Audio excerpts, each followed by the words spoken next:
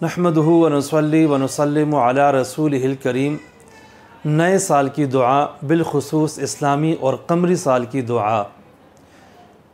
इमाम तिबरानी रहमहुल्लाह ने अल-मुअजमुल औसत में सहाबा इकराम रिज़वानुल्लाहि ताला अलैहिम अजमईन के ये अमल नक़ल किया है कि जब नया साल शुरू होता और चाँद नज़र आता तो वो ये दुआ पढ़ा करते थे, अल्लाहुम्मा अदखिलहु अलैना बिल-यम्नि वल ईमान वस्सलामति वल इस्लाम व रिज़वानिम मिनर रहमान व जवारिम मिनश शैतान।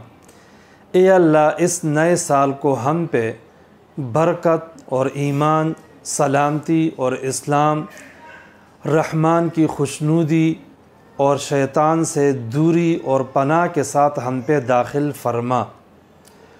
ये एक दुआ है। इससे मुतल्लिक़ 3 बातें बड़ी अहम हैं। नंबर 1, ये जो रिवायत है इसकी सनद को मुहद्दिसीन और मुहक्किकीन ने हसन करार दिया है। व इस्नादुहु हसन, यानी इसकी सनद हसन है, लिहाजा ये असर और ये हदीस काबिल इस्तिदलाल है और काबिल अमल है। नंबर 2, ये सहाबा इकराम का अमल है, लेकिन उसूल ये है कि सहाबा इकराम का अमल अगर ऐसा हो जो गैर मुदलक बिलक़ियास हो, यानी क़ियास और अक़ल का उसमें अमल दखल न हो, ऐसा अमल भी हदीस मरफ़ू के हुक्म में होता है।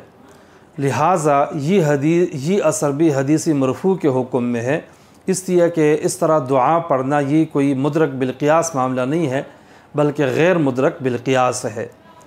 तीसरी अहम बात, बाज़ हज़रात को शुबा होता है कि ये नए साल की दुआ नहीं है बल्कि नए महीने की दुआ है।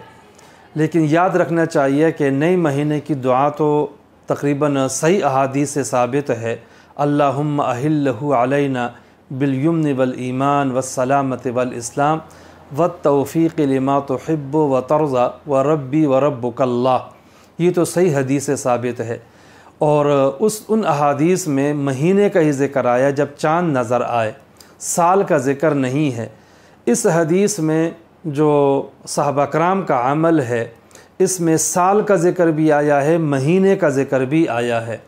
इसलिए राजी यही है कि ये हदीस जहाँ तक महीने के बारे में है, हर महीने चाँद देखने के बारे में है, तो इसी तरह नए साल के बारे में भी है। उस मौके पे भी चाँद नज़र आता है, तो लिहाजा ये दुआ पढ़ना चाहिए। महीने का इख्तिताम भी है और इसी तरह नए साल और नए महीने का इख्तिताम भी होता है। उस मौके पे भी इसका पढ़ना सुन्नत अमल